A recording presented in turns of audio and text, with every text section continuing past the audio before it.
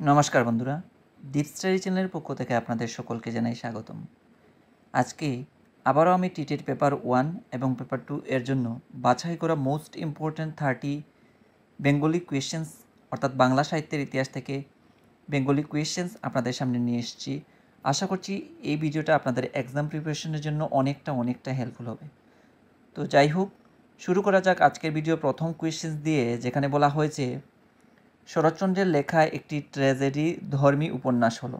তো মনে রাখবেন, শরৎচন্দ্রের লেখা একটি ট্র্যাজেডি ধর্মী উপন্যাস হচ্ছে গৃহদাহ। ঠিক আছে, গৃহদাহ হচ্ছে একটি শরৎচন্দ্রের লেখা ট্র্যাজেডি ধর্মী উপন্যাস। তারপর আমরা মুভ করছি 2 নম্বর কোয়েশ্চেনের দিকে, যেখানে বলা হয়েছে পথের দাবি উপন্যাসের প্রকাশকাল কত। ঠিক আছে, একটু কারেকশন করে নেবেন, এখানে পথের দাবি বন্যা হয়ে গেছে, এটা হবে না। পথের দাবি উপন্যাসের প্রকাশকাল কত। ঠিক আছে, মোস্ট ইম্পর্টেন্ট এই কোয়েশ্চেনটা অত্যন্ত গুরুত্ব সহকারে মাথায় ধরে রাখার চেষ্টা করবেন। পথের দাবি উপন্যাসের প্রকাশকাল হচ্ছে 1926 খ্রিস্টাব্দে। আমরা দেখেছি বিগত বছরের টিটেট পেপার 1 কিংবা পেপার 2তে আমরা দেখেছিলাম অনেকটা সময় খ্রিস্টাব্দ বা খ্রিস্টাব্দের প্রকাশকাল দিয়ে বা রচনা কবে হয়েছিল এই ধরনের কোয়েশ্চেন আসতে। তো সেই উদ্দেশ্যকে মাথায় রেখেই কিন্তু আজকের এই কোয়েশ্চেনগুলো দেওয়া। তো মনে রাখবেন, পথের দাবি উপন্যাসের প্রকাশকাল হচ্ছে 1926 খ্রিস্টাব্দে এবং এটা একটা প্রমিনেন্ট একটা উপন্যাস, সেই কারণে এই কোয়েশ্চেনটা আমি এখানে দিলাম। তারপর আমরা মুভ করছি 3 নম্বর কোয়েশ্চেনের দিকে, যেখানে বলা হয়েছে শরৎচন্দ্র চট্টোপাধ্যায়ের লেখা কোন উপন্যাসের চরিত্র সতীশ ও সাবিত্রী। খুব ইম্পর্টেন্ট, অবশ্যই সেটা মাথায় রাখবেন, অত্যন্ত গুরুত্বপূর্ণ এই কোয়েশ্চেনটা। সতীশ ও সাবিত্রী যে শরৎচন্দ্র চট্টোপাধ্যায়ের যে উপন্যাসের চরিত্র, সেটা হচ্ছে চরিত্রহীন উপন্যাসের চরিত্র হচ্ছে সতীশ ও সাবিত্রী। তারপর আমরা মুভ করছি 4 নম্বর কোয়েশ্চেনের দিকে, যেখানে বলা হয়েছে বিভূতিভূষণ বন্দ্যোপাধ্যায়ের লেখা ভবানী বাড়ুজ্যে চরিত্রটি কোন উপন্যাসে রয়েছে। খুব ইম্পর্টেন্ট, অত্যন্ত গুরুত্ব সহকারে মনে রাখবেন, ভবানী বাড়ুজ্যে যে চরিত্রটা, এটা আমরা বিভূতিভূষণ বন্দ্যোপাধ্যায়ের লেখা ইছামতি উপন্যাসে পেয়ে থাকি। ঠিক আছে, ইছামতিও বিভূতিভূষণ বন্দ্যোপাধ্যায়ের একটা গুরুত্বপূর্ণ একটা উপন্যাস। ঠিক আছে, সেই উপন্যাসের মধ্যে ভবানী বাড়ুজ্যের চরিত্রকে আমরা খুঁজে পাই। তারপর আমরা মুভ করছি 5 নম্বর কোয়েশ্চেনের দিকে। এই কোয়েশ্চেনটা অনেকটাই ইউনিক কোয়েশ্চেন, আপনারা অত্যন্ত গুরুত্ব সহকারে দেখবেন। জাপানি বোমার আতঙ্ক ধরা পড়ে বিভূতিভূষণ বন্দ্যোপাধ্যায়ের লেখা কোন উপন্যাসে। মোস্ট ইম্পর্টেন্ট এই কোয়েশ্চেনটাও, অত্যন্ত গুরুত্ব সহকারে বুঝবেন এই কোয়েশ্চেনটা। তো মনে রাখবেন, জাপানি বোমার আতঙ্ক ধরা পড়ে বিভূতিভূষণ বন্দ্যোপাধ্যায়ের লেখা কোন উপন্যাসে, সেটা হচ্ছে অশনি সংকেত উপন্যাসের মধ্যে আমরা জাপানি বোমার আতঙ্ক খুঁজে পাই। তারপর আমরা মুভ করছি 6 নম্বর কোয়েশ্চেনের দিকে, যেখানে বলা হয়েছে বিভূতিভূষণ বন্দ্যোপাধ্যায়ের লেখা একটি আঞ্চলিক উপন্যাস হলো। তো বিভূতিভূষণ বন্দ্যোপাধ্যায়ের লেখা একটি আঞ্চলিক উপন্যাস হচ্ছে ইছামতি। এটাও কিন্তু একটা গুরুত্বপূর্ণ এই উপন্যাসটা। তো মনে রাখবেন, ইছামতি হচ্ছে বিভূতিভূষণ বন্দ্যোপাধ্যায়ের লেখা একটি আঞ্চলিক উপন্যাস। যদি আসে আঞ্চলিক উপন্যাস লেখার জন্য, তাহলে ইছামতি আপনারা চুজ করবেন। তারপর আমরা মুভ করছি 7 নম্বর কোয়েশ্চেনের দিকে, যেখানে বলা হয়েছে তারাশঙ্কর বন্দ্যোপাধ্যায়ের কোন উপন্যাসের চরিত্র শিবনাথ। তো শিবনাথ তারাশঙ্কর বন্দ্যোপাধ্যায়ের কোন উপন্যাসের চরিত্র, সেটা হচ্ছে ধাত্রী দেবতা উপন্যাসের একটা প্রমিনেন্ট চরিত্র হচ্ছে শিবনাথ। ঠিক আছে, খুব ইম্পর্টেন্ট, প্রত্যেকটা কোয়েশ্চেনই আমি ইম্পর্টেন্ট এবং গুরুত্বপূর্ণ এবং এক্সাম ওরিয়েন্টেড এবং ইউনিক রাখার চেষ্টা করেছি, যাতে করে আপনাদের উপকারে আসে, আপনারা অনায়াসে টেস্ট ক্লিয়ার করতে পারেন। এবার আমরা মুভ করছি 8 নম্বর কোয়েশ্চেনের দিকে, যেখানে বলা হচ্ছে রাঢ়ের ভৌগোলিক অঞ্চলকে তারাশঙ্কর বন্দ্যোপাধ্যায় কোন উপন্যাসে তুলে ধরেছেন। এটাও অনেকটাই ইম্পর্টেন্ট কোয়েশ্চেন, অবশ্যই মনে রাখবেন। রাঢ়ের যে ভৌগোলিক অঞ্চল, সেটা তারাশঙ্কর বন্দ্যোপাধ্যায় তার কোন উপন্যাসে তুলে ধরেছিলেন, সেটা তুলে ধরেছিলেন তার গণদেবতা উপন্যাসে। ঠিক আছে, গণদেবতা উপন্যাসে আমরা রাঢ়ের ভৌগোলিক স্থান খুঁজে পাই। তারপর আমরা মুভ করছি 9 নম্বর কোয়েশ্চেনের দিকে, যেখানে বলা হয়েছে তারাশঙ্কর বন্দ্যোপাধ্যায়ের একটি প্রহসনধর্মী উপন্যাসের নাম কি। তো মনে রাখবেন, তারাশঙ্কর বন্দ্যোপাধ্যায়ের একটি প্রহসনধর্মী উপন্যাস হচ্ছে চকমকি তারাশঙ্কর বন্দ্যোপাধ্যায়ের লেখা একটি প্রহসন। ঠিক আছে, তারপর আমরা মুভ করছি 10 নম্বর কোয়েশ্চেনের দিকে, যেখানে বলা হয়েছে যৌন জীবনযাপনের শুকনো বিশ্লেষণ চিত্রিত হয়েছে মানিক বন্দ্যোপাধ্যায়ের লেখা কোন উপন্যাসে। তো যৌন জীবনযাপনের শুকনো বিশ্লেষণ চিত্রিত হয়েছে মানিক বন্দ্যোপাধ্যায়ের লেখা যে উপন্যাস, সেটা হচ্ছে চতুষ্কোণ উপন্যাস।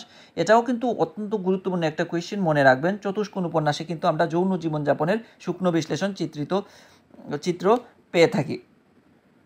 তারপর আমরা মুভ করছি 11 নম্বর কোয়েশ্চেনের দিকে, যেখানে বলা আছে ভিখু কোন গল্পের কেন্দ্রীয় চরিত্র। খুব ইম্পর্টেন্ট, অবশ্যই মনে রাখবেন, ভিখু যে গল্পের কেন্দ্রীয় চরিত্র, সেটা হচ্ছে প্রাগৈতিহাসিক গল্পের কেন্দ্রীয় চরিত্র হচ্ছে ভিখু। ঠিক আছে, এবার আমরা মুভ করছি 12 নম্বর কোয়েশ্চেনের দিকে, যেখানে বলা হয়েছে রাজনৈতিক পালাবদলের সময় মানিক বন্দ্যোপাধ্যায়ের লেখা একটি গল্প হলো। তো মানিক বন্দ্যোপাধ্যায় রাজনৈতিক পালাবদলের সময় যে গল্পটা লিখেছিলেন সেটা হচ্ছে শিল্পী, ঠিক আছে। এই শিল্পী গল্পটাও কিন্তু মানিক বন্দ্যোপাধ্যায়ের লেখা একটি গুরুত্বপূর্ণ গল্প, আপনারা অবশ্যই সেটা মনে রাখবেন। রাজনৈতিক পালাবদলের সময় এই গল্পটা মানিক বন্দ্যোপাধ্যায় লিখেছিলেন। তারপর আমরা মুভ করছি 13 নম্বর কোয়েশ্চেন, যেখানে বলা হচ্ছে ঈশ্বরচন্দ্র বিদ্যাসাগর সংস্কৃত কলেজের সঙ্গে কত বছর যুক্ত ছিলেন। খুব ইম্পর্টেন্ট এই কোয়েশ্চেনটা, অত্যন্ত গুরুত্ব সহকারে মাথায় রাখবেন। ঈশ্বরচন্দ্র এবং ইউনিক এই ধরনের কোয়েশ্চেন কিন্তু আমরা বিগত বছরে দেখতে পাইনি, তো এক্ষেত্রে আসার অনেকটাই পসিবিলিটি রয়েছে যেহেতু কম্পিটিশন অনেকটা হাই, ঠিক আছে। তো ঈশ্বরচন্দ্র বিদ্যাসাগর সংস্কৃত কলেজের সঙ্গে যুক্ত ছিলেন কত বছর, যদি আসে অবশ্যই চুজ করবেন 30 বছর। 12 বছর তিনি কি ছিলেন, 12 বছর সেখানে ছিলেন ছাত্র হিসাবে এবং বাকি 18 বছর তিনি অধ্যাপক হিসেবে কাটিয়েছিলেন, তো মোট 30 বছর। তারপর আমরা মুভ করছি 14 নম্বর কোয়েশ্চেনের দিকে, যেখানে বলা হচ্ছে বেতাল পঞ্চবিংশতি কোন হিন্দি বইয়ের বাংলা অনুবাদ। তো এটারও সঠিক আনসার মনে রাখবেন, বেতাল পঞ্চবিংশতি হচ্ছে হিন্দি বইয়ের বেতাল 25 বইয়ের বাংলা অনুবাদ। তারপর আমরা মুভ করছি 15 নম্বর কোয়েশ্চেনের দিকে, যেখানে বলা হয়েছে আখ্যান মঞ্জুরির প্রথম ও দ্বিতীয় ভাগ প্রকাশিত হয় কত সালে। তো মনে রাখবেন আখ্যান মঞ্জুরির প্রথম ও দ্বিতীয় ভাগ প্রকাশিত হয়েছিল, সেটা ঈশ্বরচন্দ্র বিদ্যাসাগরের লেখা আখ্যান মঞ্জুরিটা, সেটার প্রথম ও দ্বিতীয় ভাগ প্রকাশিত হয়েছিল 1866 সালে, ঠিক আছে। এবার আমরা মুভ করছি 16 নম্বর কোয়েশ্চেনের দিকে, যেখানে বলা হয়েছে বঙ্কিমচন্দ্র চট্টোপাধ্যায়ের রচিত প্রথম সামাজিক উপন্যাসটির নাম কি। তো অনেকেই আপনারা এই কোয়েশ্চেনের আনসারটা জানেন, আবার অনেকেই জানেন না কিন্তু, তো যারা জানেন না অবশ্যই একটু জেনে নেবেন। তো বঙ্কিমচন্দ্র চট্টোপাধ্যায় রচিত প্রথম সামাজিক যে উপন্যাস সেটা হচ্ছে বিষবৃক্ষ, ঠিক আছে। এটাও কিন্তু বঙ্কিমচন্দ্র চট্টোপাধ্যায়ের একটা প্রমিনেন্ট একটা উপন্যাস, তো এটা মাথায় রাখবেন। তারপর 17 নম্বর কোয়েশ্চেন, যেখানে বলা হচ্ছে মৈথিল কুকিল এবং অভিনব জয়দেব কাকে বলা হয়।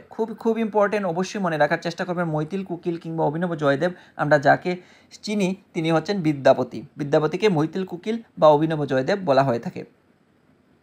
তারপর 18 নম্বর কোয়েশ্চেনের দিকে আমরা মুভ করছি, যেখানে বলা হচ্ছে কোন রাজার পৃষ্ঠপোষকতায় পুরুষ পরীক্ষা গ্রন্থটি বিদ্যাপতি রচনা করেন। খুব ইম্পর্ট্যান্ট এই কোয়েশ্চেনটা, অত্যন্ত গুরুত্ব সহকারে মাথায় রাখবেন।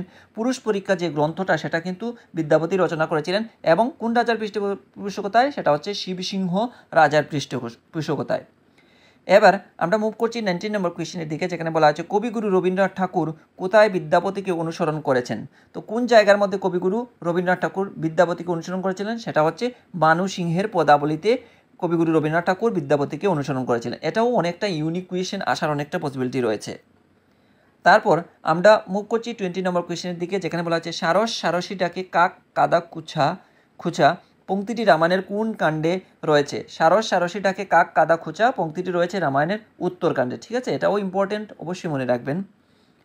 তারপর আমরা মুভ করছি 21 নম্বর কোয়েশ্চেনের দিকে, যেখানে বলা হয়েছে কৃত্তিবাসের শ্রীরাম পাঁচালীতে সবচেয়ে বড় জায়গা নিয়েছে কি।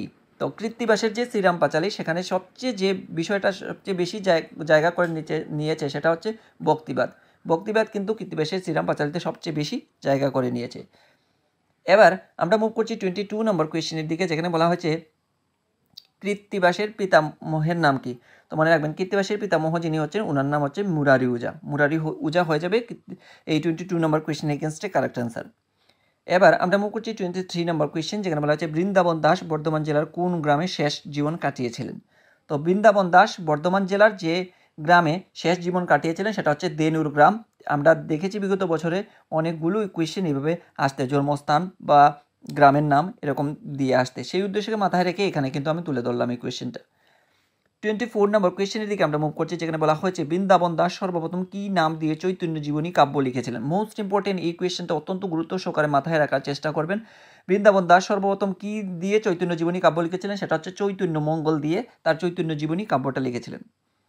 এবার আমরা মুভ করছি 25 নম্বর কোয়েশ্চেনের দিকে, যেখানে বলা হয়েছে বৃন্দাবন দাসের শ্রী চৈতন্য ভাগবত কয়টি খণ্ডে বিভক্ত। তো মনে রাখবেন বৃন্দাবন দাসের শ্রী চৈতন্য ভাগবত সেটা 3টি খণ্ডে বিভক্ত করা হয়েছে।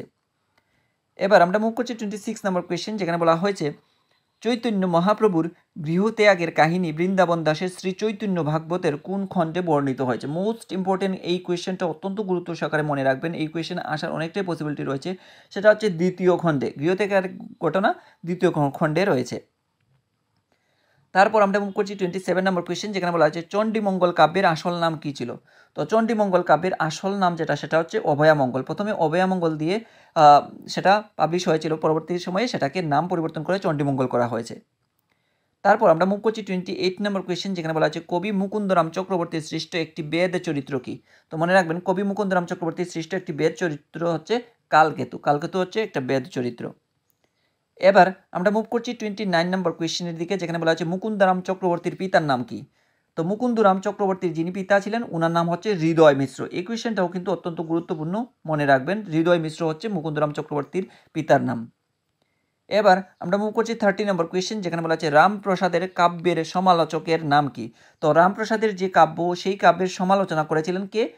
ওনার নাম হচ্ছে ঈশ্বরগুপ্ত। এই কোয়েশ্চেনটাও কিন্তু অত্যন্ত ইউনিক একটা কোয়েশ্চেন এবং এক্সাম ওরিয়েন্টেডও, তো আসার অনেকটাই পসিবিলিটি রয়েছে। সেই উদ্দেশ্যকে মাথায় রেখে আমি এখানে তুলে ধরছি, তো অবশ্যই সেটা মনে রাখার চেষ্টা করবেন, ঠিক আছে? তো রামপ্রসাদের কাব্যের সমালোচকের নাম হচ্ছে ঈশ্বরগুপ্ত। তো এই ছিল বাংলা সাহিত্যের ইতিহাস থেকে বাছাই করা মোস্ট ইম্পর্টেন্ট 30 কোয়েশ্চেন্স। আশা করছি এই 30 কোয়েশ্চেন্স আপনাদের এক্সাম প্রিপারেশনের জন্য অনেকটা হেল্পফুল হয়েছে।